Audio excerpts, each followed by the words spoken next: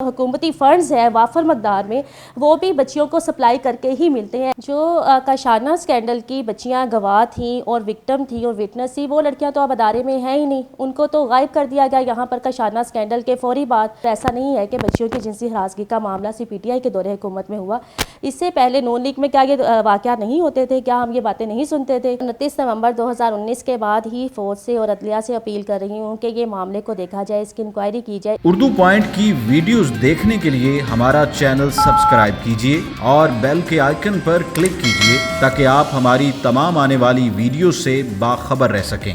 Urdu point से बुरहानुद्दीन का सलाम। आज हम इंतहाई अहम मौजू के ऊपर बात करने जा रहे हैं। गुज़िश्ता चंद अरसे से काशाना स्कैंडल मंजर आम पर है और ये बातें सुनने को मिल रही हैं कि शायद कम उम्र की जो बच्चियां हैं उनकी शादियां की जा रही हैं, कॉन्ट्रैक्ट मैरिजेस हो रही हैं और इसके साथ साथ इंतहाई अफसोस के साथ मुझे ये बात कहना पड़ रही है कि शायद हुकूमती और सियासी शख्सियात कम उम्र की जो बच्चियां हैं जो काशाना के अंदर रहती हैं उन्हें फिजिकली हरास कर रहे हैं, फिजिकली अब्यूज़ कर रहे हैं। इसी हवाले से आज हम कुछ हकाइक आपके सामने लाना चाहेंगे और कुछ जो कॉन्स्पिरेंसीज मार्केट के अंदर चल रही हैं, जो फैलाई जा रही हैं बातें इस स्कैंडल को दबाने के लिए, उसके ऊपर से भी पर्दा हटाते हैं। मेरे साथ काशाना की साबिक सुपरिटेंडेंट अफशा मौजूद हैं, उनसे बात करते हैं और इस सारे मामले को जानने की कोशिश करते हैं कि जो हकाइक हैं वो है क्या। मैडम मुझे बताइएगा कि आप सबसे पहले ये बताएं कि काशाना में कितनी देर पहले आप डिप्यूट हुई और काशाना का स्कैंडल हकीकी तौर पर है क्या? काशाना में मेरी फ़र्स्ट जो पोस्टिंग थी वो 1 जनवरी 2019 को मेरी as a social welfare officer हुई थी। फिर जब 30 मार्च 2019 को रात को एक आदमी अदारे में आया, बच्चों की रहायशी इमारत में गया और वो फुटेज मैंने बना कर दी यहाँ पर और सारा मामला अपने डिपार्टमेंट के आला अफसरान के इल्म में लेकर आई, जिसके बाद फौरी तौर पर अमले को हटा दिया गया और मुझे 6 अप्रैल 2019 को यहाँ पर एज अ सुपरिटेंडेंट लगाया गया काशाना में। और 29 नवंबर को जब मुझे पुलिस ने आकर गेट तोड़ा, अरेस्ट किया, तब तक मैंने यहाँ पर बतौर सुपरिटेंडेंट अपने फ़राइज़ सर अंजाम दिए। उससे पहले मैंने 12 जुलाई 2019 को अपनी एक कंप्लेंट फॉरवर्ड की हुई थी, जिसमें मुझ पर दबाव डाला गया अपने डायरेक्टर जनरल की तरफ से कम उम्र बच्चों की शादियाँ करवाने के लिए, उनके लिए बेडरूम्स बनाने के लिए, आदमियों को रहायशें देने के लिए, मुलाजमत देने के लिए। तो ये मामला 12 जुलाई 2019 को से चल रहा था डिपार्टमेंटल तौर पर, जिसकी बहुत ज़्यादा इंक्वायरीज़ की गई, बेतहाशा लेटर्स हैं इसके जो मैंने लिखे इसकी इंक्वायरियों के लिए। तो 29 नवंबर 2019 को जब यह मामला मीडिया पर, सोशल मीडिया पर और आवाम पर आया, तो ये कोई नया मामला नहीं था, ये तो पिछले कई महीनों से चल रहा था। जो काशाना स्कैंडल की बच्चियां गवाह थीं और विक्टिम थी और विटनेस थी, वो लड़कियां तो अब अदारे में हैं ही नहीं, उनको तो गायब कर दिया गया यहाँ पर काशाना स्कैंडल के फौरी बाद। अब जाकर देखें अदारे में कितनी बच्चियाँ हैं, वो बच्चियाँ जिन्होंने मुख्तलिफ इंक्वायरीज़ में जिनसी हरासगी के खिलाफ बयान रिकॉर्ड करवाए, मुख्तलिफ इंक्वायरीज़ में गई, रिटर्न स्टेटमेंट्स दी, वो लड़कियाँ बाप को अदारे में नहीं मिलेंगी।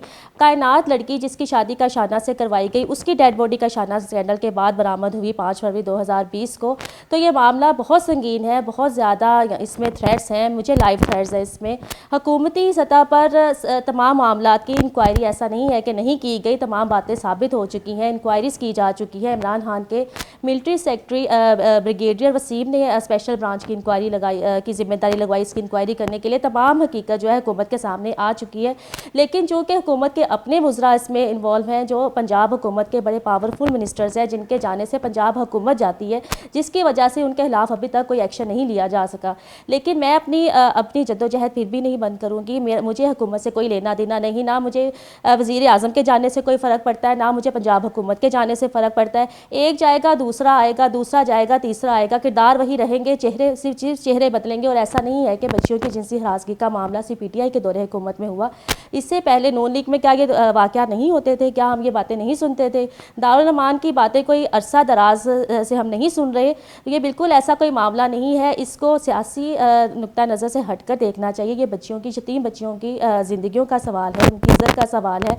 हुकूमत को इसके ऊपर आना पड़ेगा। जब तक ये हुकूमत इसके ऊपर इंक्वायरी नहीं करवाएगी, मैं इस पर आराम से नहीं बैठूँगी। मैंने ये बात कही है कि ये बातें अरसा दराज से हम सुन रहे हैं, ये बातें ऐसी नहीं है कि ये CPTI के दौरे हुकूमत में सुनी गई। मेरे पर जो दबाव था, मेरे मामले में मिनिस्टर्स की इन्वॉल्वमेंट बहुत ज़्यादा थी। अजमल चीमा ने 5 महीने अदारे का कंट्रोल संभाल के रखा। जब वो सोशल वेलफेयर से CMIT का मिनिस्टर बनाया गया, बच्चियों का खाने पीने का बजट बंद किया गया। इनके तो बाकायदा प्रूफ्स हैं मेरे पास कि इन्होंने मेरे साथ यहाँ पर, मेरे साथ बच्चियों के साथ यहाँ पर इन्होंने क्या किया। मुझे मेरी कंप्लेंट पर इंक्वायरी के आगाज़ में ही सस्पेंड करवाया गया अजमल चीमा के ऑर्डर्स पर, CMIT के ऑर्डर्स पर। एक मिनिस्टर मुझे सस्पेंड करता है और दूसरा मिनिस्टर राजा बशारा, जब मैं चार्ज छोड़ने के लिए सेक्रेटरी के पास जाती हूँ, उसी दिन दिन 4 बजे सेक्रेटरी को लेकर कशाना में आता है और मुझे अंडर सस्पेंशन काम करने के ऑर्डर्स सेक्रेटरी अमरीर रज़ा कर देता है। एक मिनिस्टर सस्पेंड करवाता है, दूसरा अंडर सस्पेंशन काम करवाता है, एक बजट बंद करवाता है, दूसरा अदारे में और तरह के मामला थे। वज़ीर आला के इल्म में पूरे मामला शुरू दिन से ही थे, उनकी फैमिली के इल्म में थे। इनके तो पूरे प्रूफ है मेरे पास। मेरे पहले क्या हुआ, बच्चियाँ अरसा दराज से इस अदारे में काम करती रही हैं, जिसके बारे में मैं मुसलसल बताती रही हूँ। 30 नवंबर को जो आदमी अदारे में आया उसकी इंक्वायरी करवाने का मैंने कहा। मैंने 30 मार्च को भी फुटेज बना कर दी कि ये आदमी आता है कि इसकी इंक्वायरी की जाए, ये रात के टाइम आकर बच्चों की रहायशी बिल्डिंग में क्या करने जाता है। तो ऐसा मामला नहीं कि ये मैंने मामला कभी बताया नहीं, मैंने तो 30 मार्च को ये मामला बता दिया था। वज़ीर आला ने यहाँ पर एक दफ़ा खुद विज़िट किया और 4 दफ़ा इनकी फैमिली आई। वज़ीर आला उस्मान बुज़दार ने रमज़ान के महीने में अदारा में अपनी फ़ैमिली के साथ विज़िट किया, बच्चियों के लिए कपड़े लेके आए और 50,000 ईदी बच्चों के कैश की सूरत अपने हाथ से दी। उसके बाद जब 18 अगस्त को उनकी फ़ैमिली, जब मुझे सस्पेंड किया गया था, अदारे में सरप्राइज़ विज़िट करके आई। उससे पहले 2 दिन पहले मुझे सस्पेंड किया जा चुका था अजमल चीमा के ऑर्डर्स पर। उनकी फ़ैमिली ने आके पूरा मामला देखा, तमाम सूरत हाल को देखा और इनके फैमिली मेम्बर जहाँ ज़ेब ने मुझे सीएम साहब की तरफ से 50,000 दिए, ये सीएम साहब ने अदारे के लिए भिजवाए हैं। वही 50,000 इनकी MPA मुसर्रत जमशेद चीमा को मैंने बुलाकर उनके हाथों से बच्चियों को डिस्ट्रीब्यूट करवाए, जिसका इन रिकॉर्ड मीडिया में उन्होंने कवरेज भी करवाई। 1 लाख के अलावा उस्मान बुज़दार ने अदारे में कुछ दिया है तो मैं उनकी देनदार हूँ, और 2 लाख रुपए के 50,000 वो अपने हाथ से देकर गए और 50,000 मुसर्रत चीमा अपने हाथ से देकर गई। इसके अलावा तो उन्होंने कोई पैसे ही कभी नहीं दिए। मुझे 6 महीने का अरसा हुआ था अदारे में काम करते हुए एज ए सुपरिटेंडेंट। 29 नवंबर को जब मैंने चार्ज छोड़ा, हर बच्ची का रिकॉर्ड अदारे में मौजूद होता है, डेली अटेंडेंस लगती है, महीने का हिसाब किताब इनमेट्स की स्ट्रेंथ पे होता है, बच्चियों के लिए क्या आया, पूरे रजिस्टर्स होते हैं, डाइटरी के रजिस्टर, अदर्स के रजिस्टर, बच्चियों के कपड़ों के, खाने पीने के, मेडिसन के, हर चीज़ का रिकॉर्ड अदारे में मौजूद है। रिकॉर्ड के बगैर AG ऑफिस में बिल ड्रॉ नहीं होते। इसके अलावा स्टेट बैंक के से आप पैसे चेक कैश नहीं करवा सकते। और जो इसके मेरी कंप्लेंट के बाद CMIT ने 3 महीने अदारे का बजट बिल्कुल बंद करके रखा। बच्चों के खाने पीने के लिए 1 रुपया तक नहीं दिया जा रहा था। मेरे उससे पहले वज़ीर आला को लिखे गए लेटर्स, CMIT को लिखे लेटर्स, जिसमें मैं ये रोना रो रही हूँ कि बच्चों की बुनियादी ज़रूरियात पूरा करना बहुत मुश्किल है, उनके खाने पीने का बजट रिलीज़ किया जाए।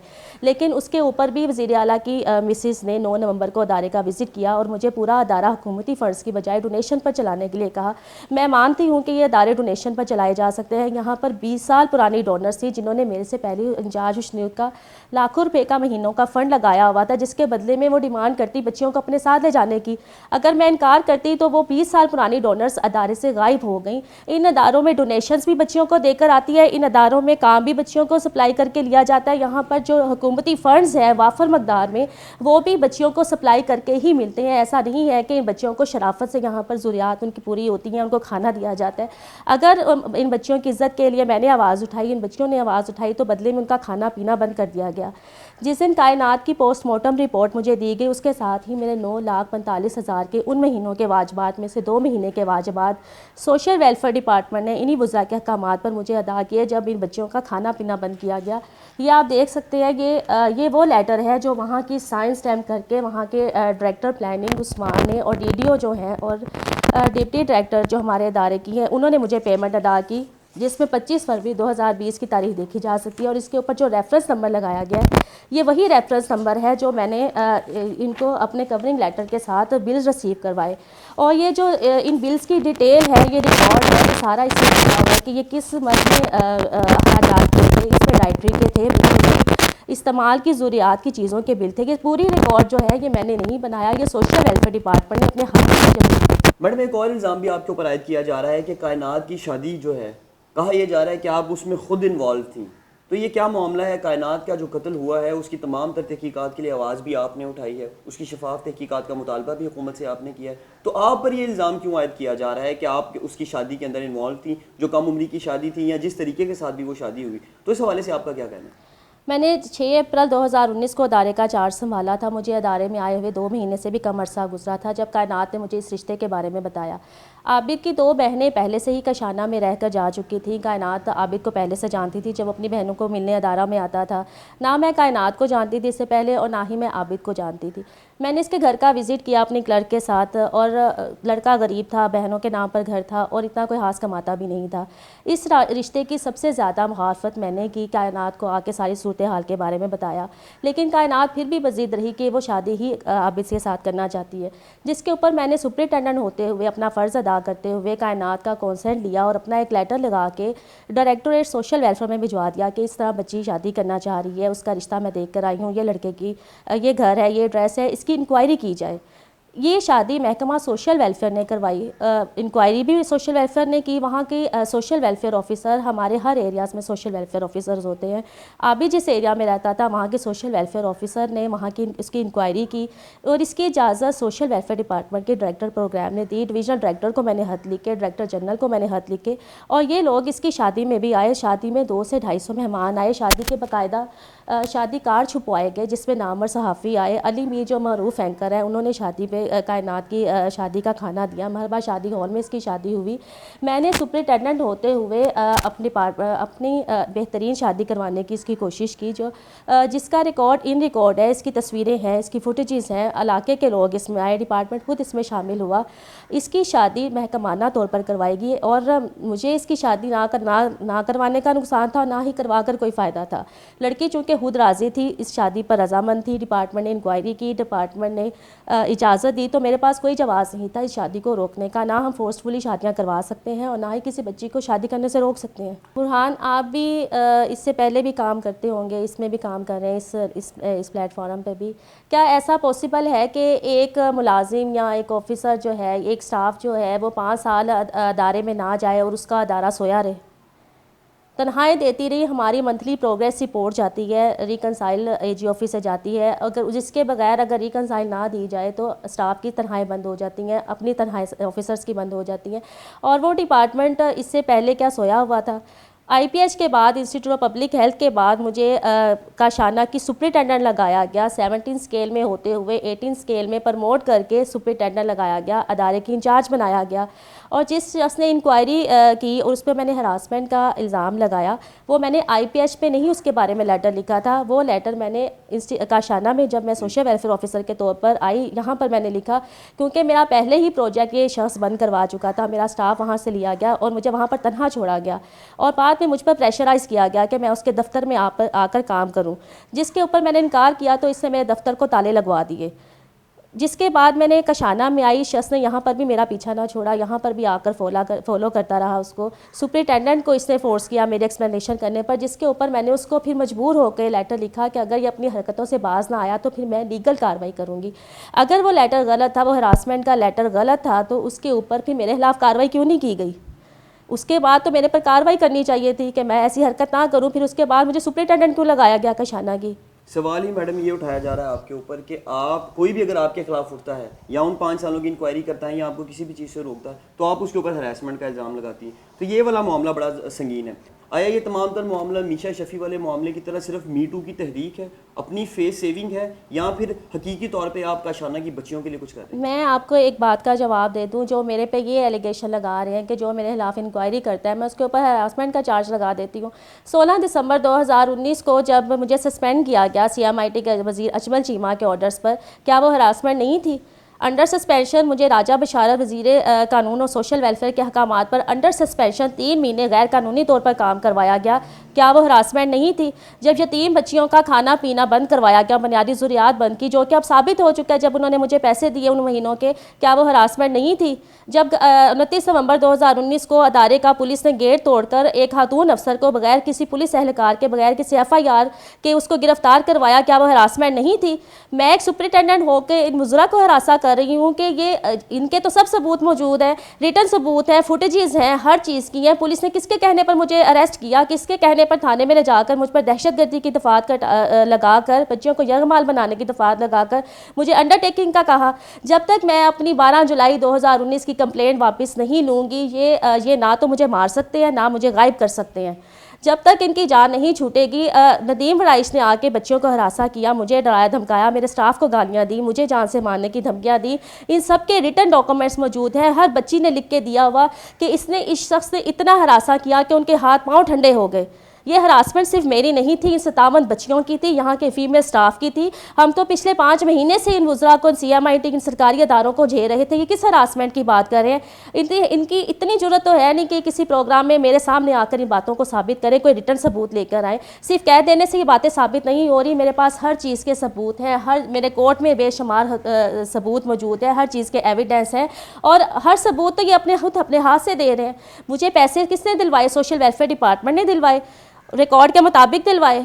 हर चीज़ खुद लिख के दी, किस चीज़ में ये पैसे मुझे दिए गए, हर चीज़ के सबूत मौजूद हैं इनके पास। हर किसी ये अपनी किसी बात को साबित नहीं कर सकते। ये झूठे हैं, ये चोर हैं, ये इन यतीम बच्चियों के मुजरिम हैं। अगर ये कहें कि मैं इनके इल्ज़ामात से घबरा जाऊंगी, डर जाऊंगी, स्टेप बैक कर जाऊंगी, तो ऐसा कत्ल नहीं होगा। कायनात को तो ये कत्ल करवा चुके हैं। मेरे घर पर उसके कत्ल के बाद 2 दफ़ा शदीद फायरिंग करवाई गई। अभी तक उसकी फ्रंट डेस्क पर ही मेरी एप्लीकेशन नहीं ली जा रही, जो हर सिटीज़न का एक बेसिक राइट है। और ना ही कोई पुलिस आकर इस मामले को देखती है। मुझे गोलियों से डराना और मुझे कत्ल करना, मेरे पास तो पीछे हटने का कोई रास्ता नहीं है, ताकि इस हद तक के मुझे जान से मार दिया जाए, जो ये अब कोशिशें इसकी शुरू कर चुके हैं।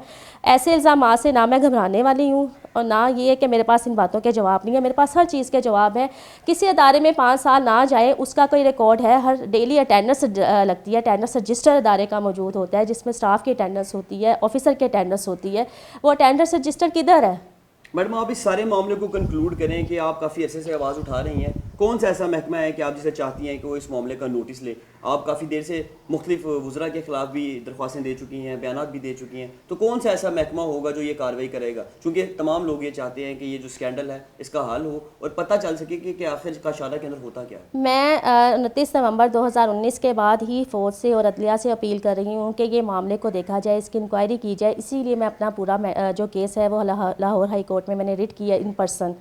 ये मामला किसी भी सरकारी अफसर ना इसकी इंक्वायरी कर सकता है, ना सोशल वेलफेयर डिपार्टमेंट के बस की बात है, क्योंकि हर अदारे के ऊपर ये मिनिस्टर्स बैठे हैं। इसके ऊपर JIT बनाने के लिए मैंने कोर्ट में रिट कर रखी है, जिसके ऊपर शफाफ तहकीकात जो है वो JIT के ज़रिए ही पॉसिबल होंगी, और जिसमें अदलिया भी हो और जिसमें फ़ौज भी शामिल हो, ताकि ये काशाना का मसला नहीं है। ये एक काशाना का केस कई अदारों का भला करेगा। जो बच्चियों के अदारों में जिनसी हरासमेंट उनके साथ हो रही है, ये उसका केस है। ये सिर्फ काशाना की वजह से जो मैटर पूरी दुनिया के सामने आया है, जो एक्सपोज हुआ है, जो सबूत मिले हैं, इनको मैं ज़ाया नहीं होने दूंगी। एक अदारे से सब अदारों का सिस्टम जो है वो अब बेहतर होगा, उनकी मॉनिटरिंग होगी, और जब तक ये सारा सिस्टम ठीक नहीं होगा मैं खामोश नहीं बैठूंगी। मोहतरमा, हमें वक्त देने के लिए बहुत शुक्रिया। अफशा लतीफ़ जो कि काशाना की साबिक सुपरिटेंडेंट है, उन्होंने अपना तमाम तर जो मौक़िफ़ है वो आपके सामने रखा है। उनके पास सबूत भी मौजूद हैं, और अब ये मामला हकीकत क्या है ये तो यकीनी तौर पे या हुकूमत या फिर अदालतें ही इसका हल करेंगी। लेकिन हम उम्मीद कर रहे हैं कि काशाना का जो स्कैंडल मंजर आम पर आया है, जो लोग भी इस तमाम तर मामले के अंदर इन्वॉल्व हैं, जो बच्चियों को जिनसी हरासा कर रहे हैं या फिर उन्हें अपनी गैर और नाजायज़ ख्वाहिशात के लिए इस्तेमाल कर रहे हैं, वो मंजर आम पर आएँ और उनके खिलाफ कार्रवाई हो सके। बुरहानुद्दीन को इजाज़त दीजिए। उर्दू पॉइंट देखते रहिए। अल्लाह हाफिज़।